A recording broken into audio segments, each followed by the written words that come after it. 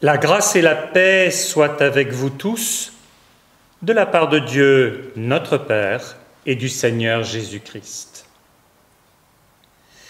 Cette petite phrase, nous la connaissons bien quand nous lisons les épîtres de Paul. Elle combine la vieille formule grecque, tout à fait profane, que le bonheur, la grâce soit avec vous, et la salutation traditionnelle dans le judaïsme, la paix soit avec vous.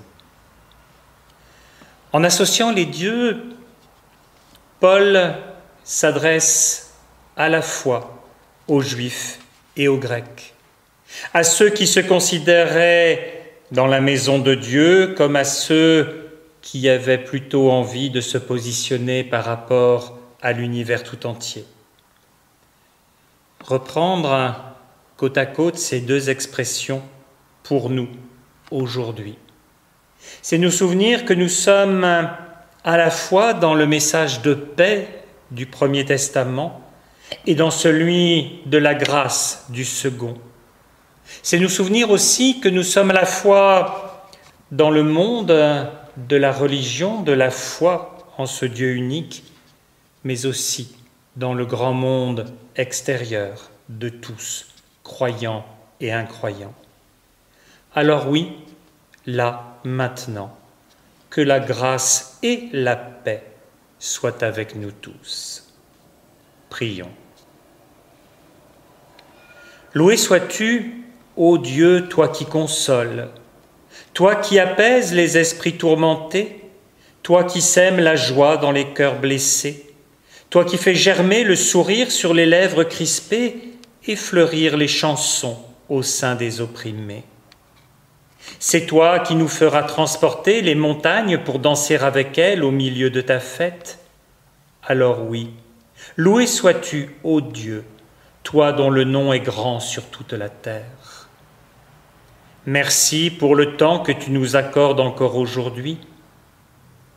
Mais aide-nous, Seigneur, à réserver à chaque jour le temps de te rencontrer, le temps d'écouter les autres, le temps de nous en préoccuper, le temps de respirer et d'admirer, le temps de sourire et de remercier, le temps de nous arrêter et de réfléchir.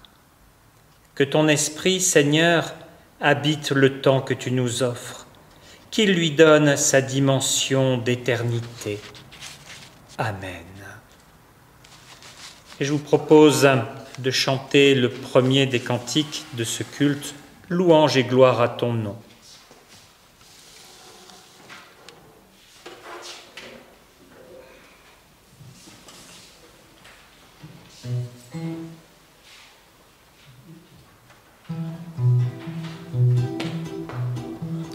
Louange et gloire à ton nom, Alléluia, Alléluia. Seigneur Dieu de l'univers, Alléluia, Alléluia. Gloire à Dieu, au plus haut des cieux. Gloire à Dieu, au plus haut des cieux. Venez, chantons notre Dieu, Alléluia, Alléluia. C'est lui notre Créateur, Alléluia, Alléluia. Gloire à Dieu, au plus haut des cieux. Gloire à Dieu, au plus haut des cieux. Pour nous, il fit des merveilles, Alléluia, Alléluia. Éternel est son amour, Alléluia, Alléluia. Gloire à Dieu, au plus haut des cieux. Gloire à Dieu, au plus haut des cieux. Je veux chanter notre Dieu, Alléluia, Alléluia. Dès l'aube et toute ma vie, Alléluia, Alléluia. Gloire à Dieu, gloire à Dieu, au plus haut des cieux. Gloire à Dieu, gloire à Dieu, au plus haut des cieux.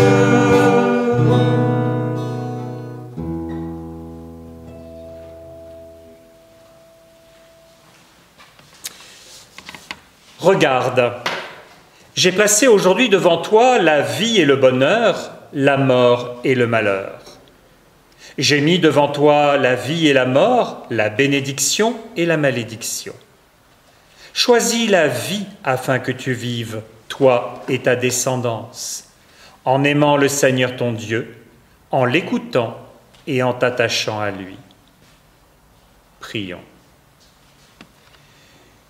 Éternel, nous voulons nous tourner vers toi en cet instant où nous pensons à toutes les douleurs et les souffrances qui déchirent nos vies et nos pays. Nous voulons poser des mots sur notre désarroi quand nous saisissons que nos propres erreurs, conscientes ou non, volontaires ou pas, ont fait naître ou prolongent ces douleurs et ces souffrances. Comment vivre sans oublier? Comment vivre en oubliant? Seigneur, suscite en nous ton esprit de conversion, de changement, afin que nous puissions comprendre à travers d'autres points de vue comment servir à quelque chose, à quelqu'un, à quelques-uns, sans être esclaves d'une cause. Insuffle en nous ton évangile qui relève et qui libère.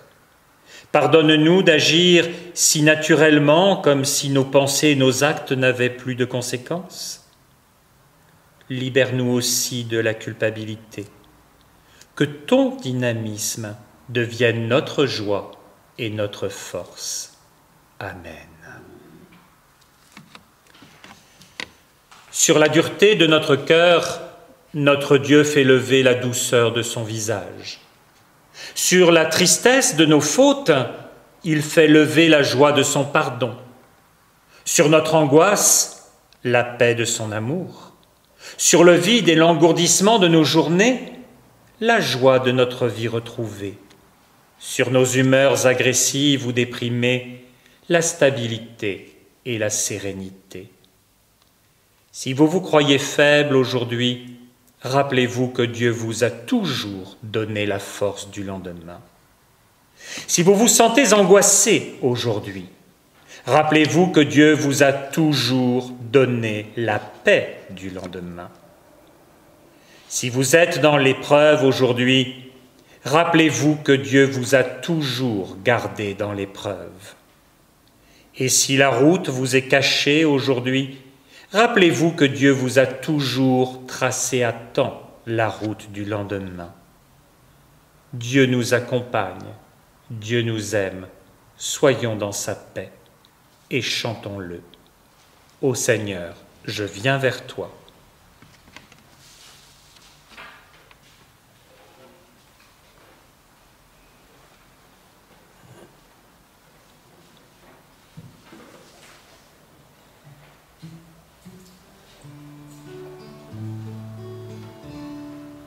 Ô Seigneur, je viens vers toi, je viens vers toi, je te cherche, mon Dieu. Ô Seigneur, écoute-moi, écoute-moi, je t'espère, mon Dieu.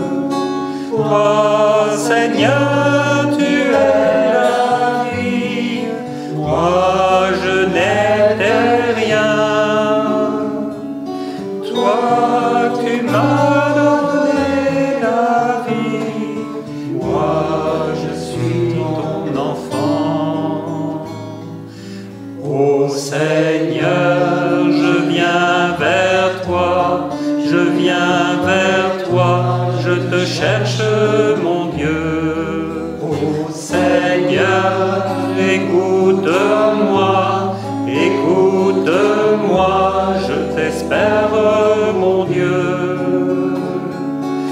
Toi, Seigneur, tu es l'amour, moi j'étais perdu. Toi, tu es toute tendresse, moi je cherche ta main. Ô Seigneur, je viens vers toi, je viens vers toi, je te cherche, mon Dieu. Ô Seigneur, écoute-moi, écoute-moi, je t'espère, mon Dieu. Toi, Seigneur, tu es pardon, moi je suis pécheur.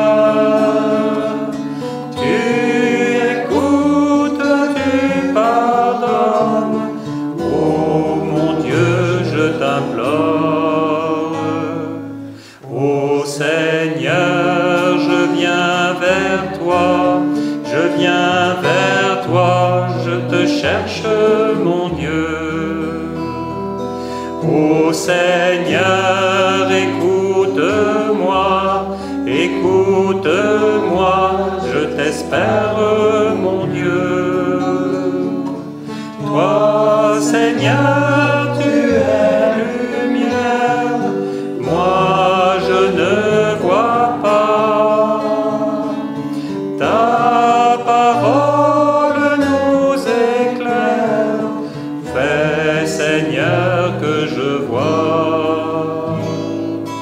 Ô Seigneur, je viens vers toi, je viens vers toi, je te cherche, mon Dieu. Ô Seigneur, écoute-moi, écoute-moi, je t'espère, mon Dieu.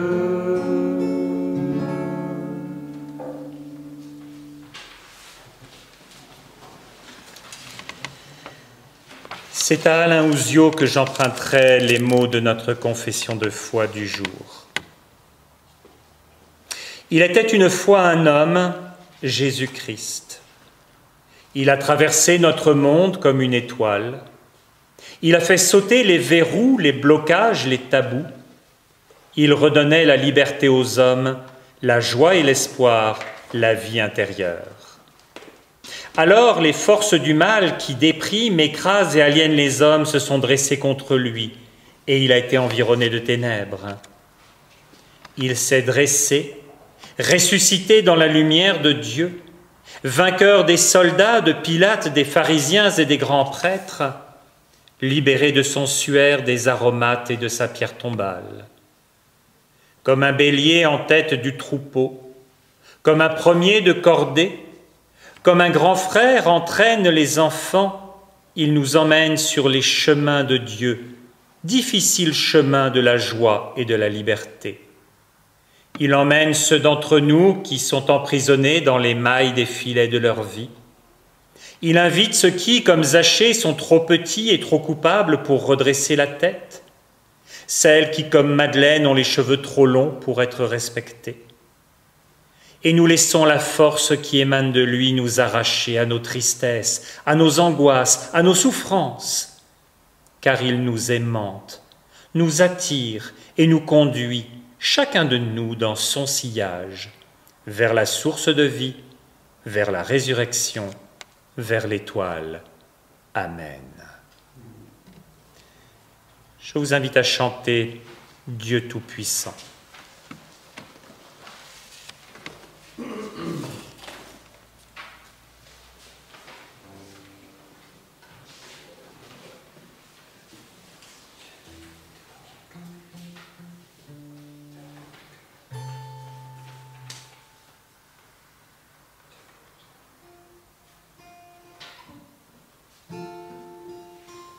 Dieu Tout-Puissant, quand mon cœur considère tout l'univers et par ton pouvoir, le ciel d'azur, les éclairs, le tonnerre, le clair matin ou les ombres du soir, de tout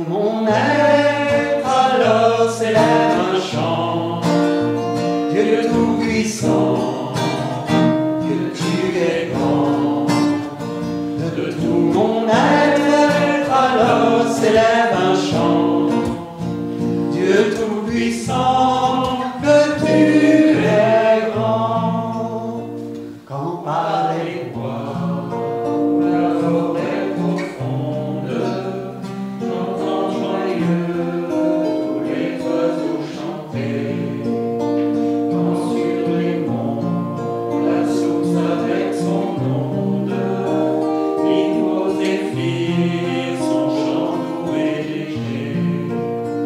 Mon cœur heureux s'écrie à chaque instant, ô Dieu d'amour, que tu es grand. Mon cœur heureux s'écrie à chaque instant, ô Dieu d'amour, que tu es grand. Mais quand je songe au sublime mystère qu'un Dieu si grand a pu penser à moi, que son cher Fils est devenu mon frère, et que je suis l'héritier du grand roi. Alors mon cœur redit la nuit le jour, que tu es bon, ô Dieu d'amour. Alors mon cœur redit la nuit le jour, que tu es bon, ô Dieu d'amour.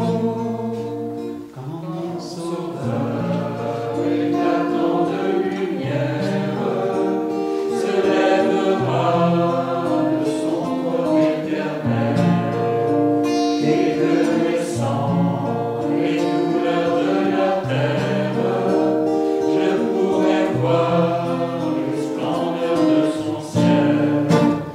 Je redirai dans son divin séjour, rien n'est plus bon que ton amour.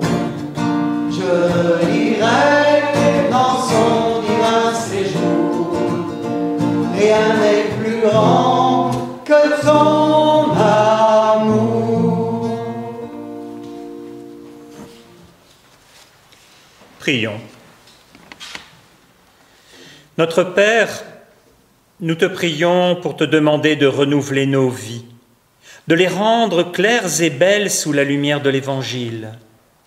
Que ta parole nous atteigne au plus secret de nous-mêmes, que ton amour emporte nos volontés défaillantes ou rebelles, que ta joie nous attende au terme des chemins semés d'obstacles et bordés de merveilles.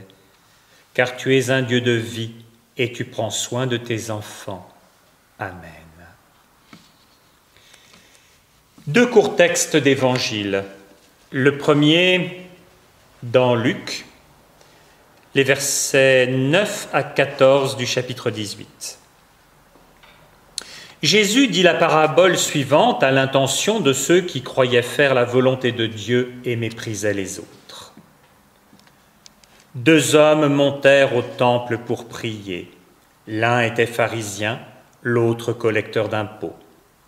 Le pharisien, debout, priait ainsi en lui-même : « Mon Dieu, je te remercie de ce que je ne suis pas comme tous les autres qui sont voleurs, mauvais et adultères. Je te remercie de ce que je ne suis pas comme ce collecteur d'impôts. Je jeûne 2 jours par semaine et je donne le 10e de tous mes revenus. » Le collecteur d'impôts, lui, se tenait à distance et n'osait pas même lever les yeux vers le ciel. Mais il se frappait la poitrine et disait : « Mon Dieu, prends pitié de moi qui suis un pécheur. » « Je vous le dis, ajouta Jésus, cet homme était reconnu juste aux yeux de Dieu quand il retourna chez lui, mais pas le pharisien. En effet, celui qui s'élève sera abaissé, mais celui qui s'abaisse sera élevé. » Le deuxième passage d'Évangile sera extrait du début du chapitre 7 de Matthieu. « Ne portez pas de jugement afin que Dieu ne vous juge pas non plus. car de la manière dont vous jugez, vous serez jugés.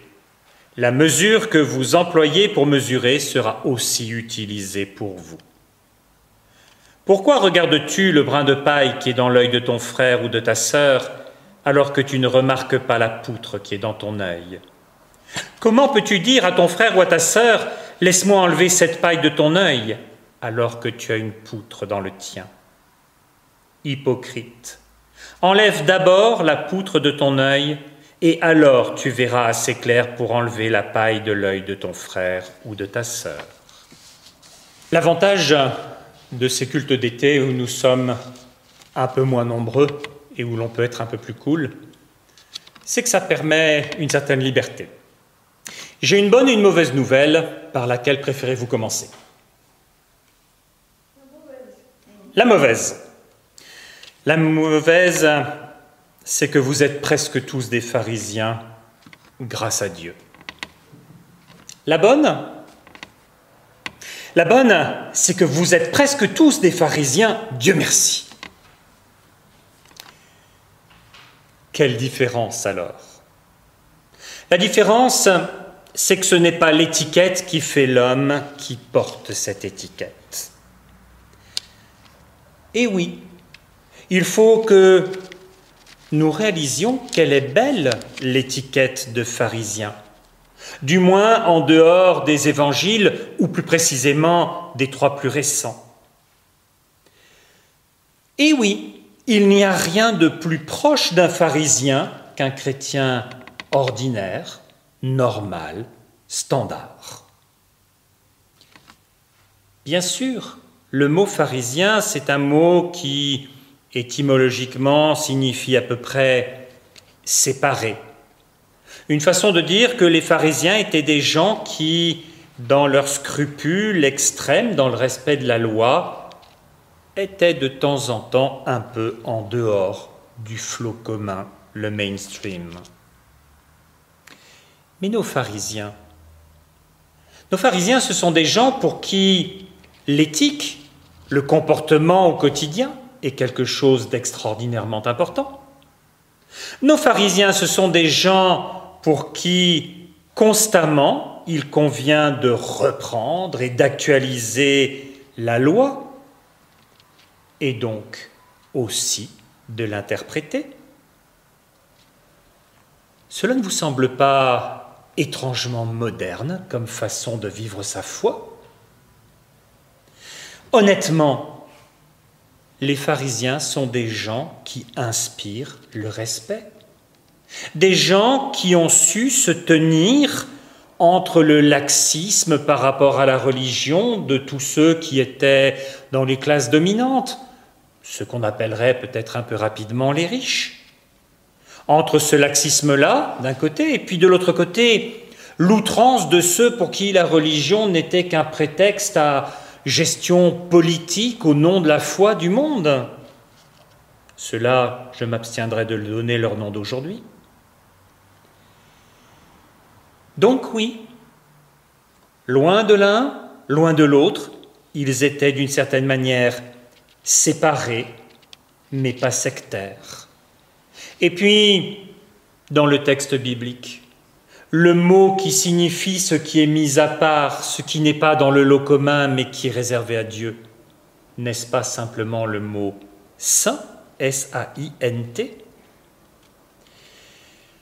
Alors oui, c'est plutôt une bonne nouvelle pour vous et pour moi que vous soyez presque tous des pharisiens. Pourquoi? Parce que ce sont les pharisiens qui sont au cœur même de l'engagement de l'Église. Qui finance la majorité des activités de l'Église? Qui est présent au culte? Qui donne un coup de main à chaque fois qu'il y en a besoin dans nos paroisses? Qui creuse sa foi au quotidien dans la lecture de la Bible? Qui creuse sa foi dans la vie au quotidien en étant soucieux de Dieu et de toute sa création? Sinon, le pharisien. Sans les pharisiens, notre Église, la plupart des églises, n'existeraient plus. Ou alors, elle ne tiendrait que par des financements et des pratiques mafieuses ou douteuses. Et si nous avons de tels préjugés face aux pharisiens, quelque part, ce n'est pas leur faute. Les évangiles de Matthieu, de Luc et de Jean sont hostiles envers eux à cause de la folie de tout un peuple qui s'est laissé entraîner par ces extrémistes dont justement les pharisiens avaient essayé de rester à l'écart. Des gens qui ont poussé à la guerre contre Rome, qui en retour les a battus et les a privés de leur liberté et de leurs privilèges. Et la foi en Dieu de l'époque n'a été sauvée au sein du judaïsme que par ces pharisiens qui l'ont fait, certes en excluant de leur rang tous ceux qui étaient hérétiques, dont les premiers chrétiens. Et s'il vous en faut une preuve, relisez l'évangile de Marc qui est antérieur à cet épisode historique et qui ne témoigne jamais de cette virulence contre les pharisiens. Et si vous reprenez votre texte biblique, vous verrez bien que Jésus et Paul sont si proches des pharisiens. Alors, oui, une fois encore, les pharisiens sont, comme vous l'êtes presque tous, des gens plutôt bien. Ceux auxquels Jésus s'en prend de manière assez méchante dans cette parabole, ce sont ceux qui appartiennent à ce groupe de gens qui vont, à cause de leurs bons sentiments, se fourvoyer, ceux qui vont s'étaler de tout leur long pour avoir trébuché du pied en s'accrochant dans le tapis. Le pharisien, lui, c'est normalement un bon croyant, quelqu'un qui prie et quelqu'un qui croit au jugement. Mais il y a clairement deux types de prières, et nous l'avons tous expérimenté, vous comme moi. Ces prières que nous laissons venir de Dieu et celles que nous lui imposons. Et il y a trois jugements, celui que nous portons sur nous-mêmes, celui que nous portons sur les autres et celui dans lequel Dieu est présent. Notre pharisien se tient debout comme il se doit pour prier dans le temple. Le texte nous met la puce à l'oreille par une petite astuce. Une ambiguïté de grammaire qui fait qu'il est difficile de comprendre s'il est en train de s'isoler des autres, par sérieux, par concentration pour mieux prier, ou bien s'il le fait pour s'écarter des autres, ceux qui ne sont pas comme il faut. Oui, est-il en train de s'isoler des autres, ou bien le texte veut-il nous dire que c'est de Dieu qu'il s'isole, en formulant pour lui-même sa prière à lui, pour Dieu. La prière qui nous est rapportée dans la bouche de cet homme, c'est une prière dont tous les éléments de fond sont justes, mais qui, au bout du compte, finissent par être pervertis. Tous les éléments de cette prière sont au départ des éléments qui témoignent de confiance en Dieu, d'obéissance à Dieu, d'une bonne, honnête et loyale piété. Seulement, dans le détail, cette prière, vous l'avez entendu, c'est je. Dieu n'est plus au centre de cette prière. Cette prière, c'est le rappel d'un respect scrupuleux des règles, mais dans une démesure qui n'est plus une obéissance, mais une auto-justification. C'est une prière qui rappelle toutes les bonnes œuvres qui ont été faites au bénéfice des autres, mais en insistant sur tout ce qu'il y avait de mérite à en faire bien plus que ce qui était exigé. Au bout du compte, oui, tout est perverti parce qu'il n'y a plus que cet homme face à Dieu, forçant la main à Dieu dans son mépris des autres. Et si Jésus nous le met en avant en parlant de ceux qui méprisaient les autres, c'est que ce risque existe et que ce risque est même fréquent pour les gens bien lorsqu'ils sont entourés de gens moins comme il faut ou moins comme il faudrait. Faire le bien, oui, mais pas au détriment de notre relation aux autres. Tout simplement parce que dans le cadre de la création, Dieu accorde autant de place et autant d'amour à chacune de ses créatures jusqu'au jour du jugement dernier. Alors, l'exhortation de Jésus au travers de cette parabole est une exhortation à refuser ce qui est un comportement sectaire d'un entre-soi plus ou moins vertueux. C'est une exhortation à refuser la tentation de croire que nous serions sauvés par notre mérite.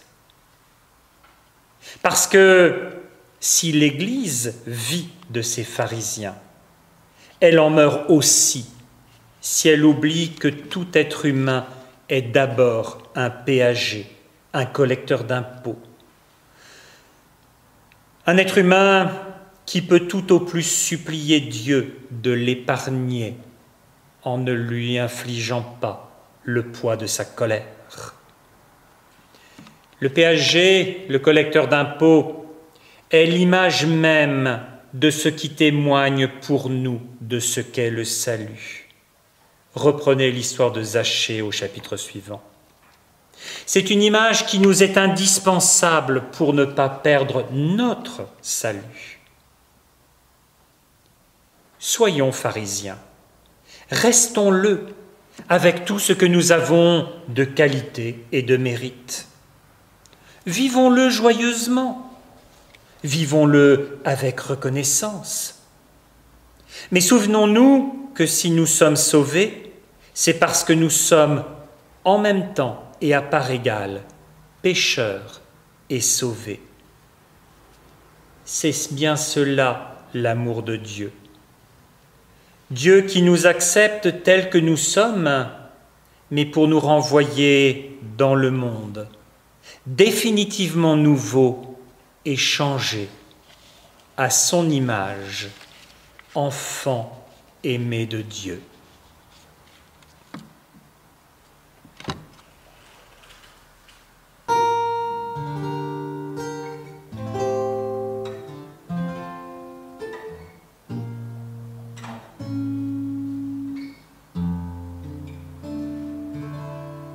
Avirarim salum kayayim vereach oronim nisabru acharvayim im kol pahamonim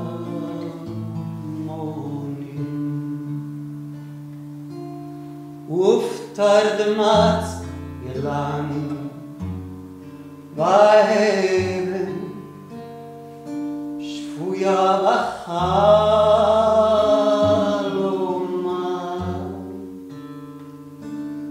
Ahir Asher Badad Yoshevet Uverivat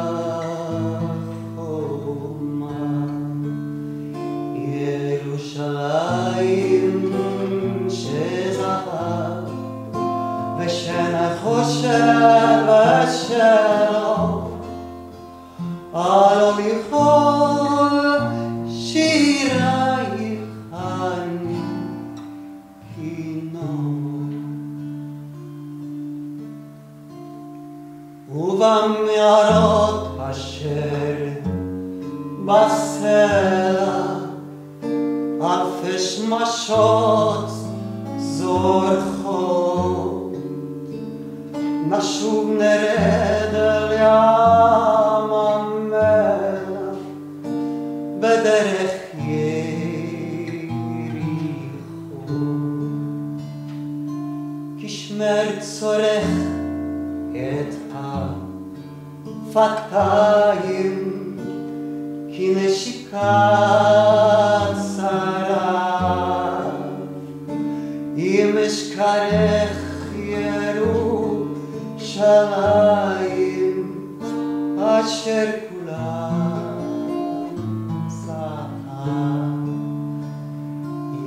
ירושלים שזהב, ושנחושת בשלום, עלו לכל שירייך אני כינור.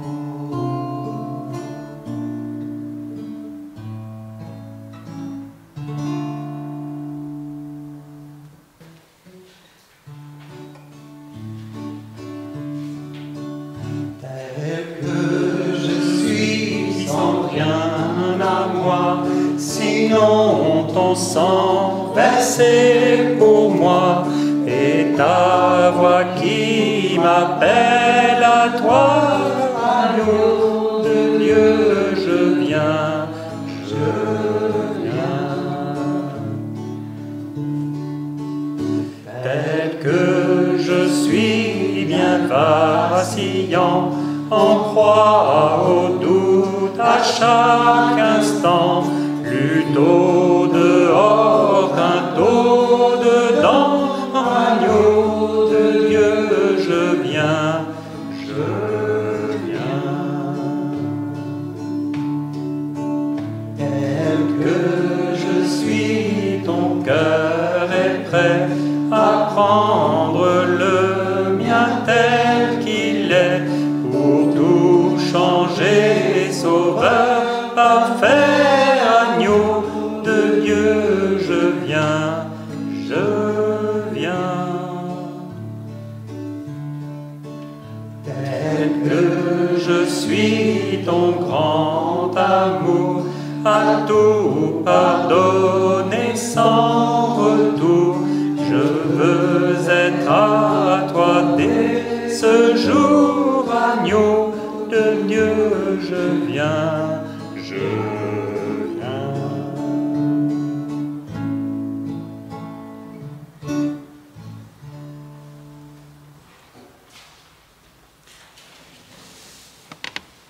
Prions.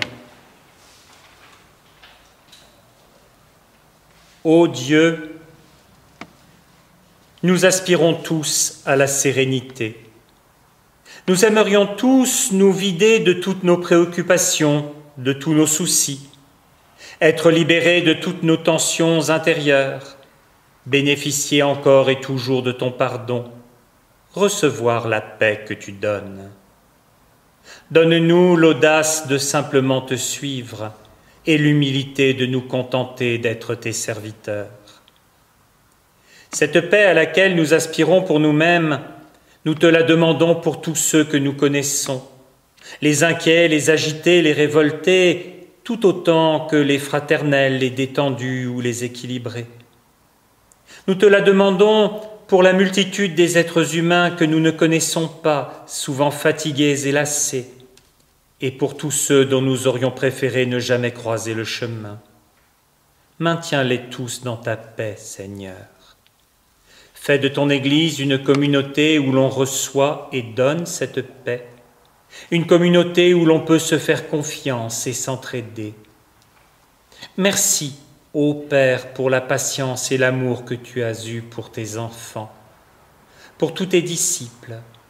Merci de la patience et de l'amour que tu as pour ce monde aussi.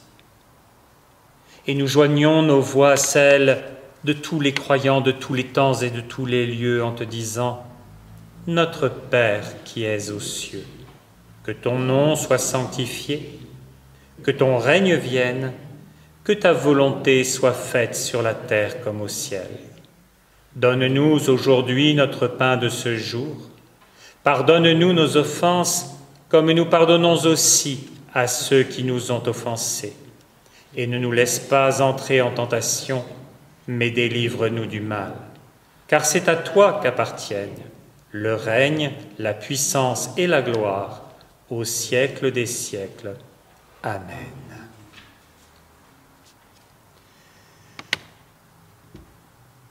Dans notre aventure d'êtres humains, Dieu est celui qui joue le rôle du pèlerin embusqué.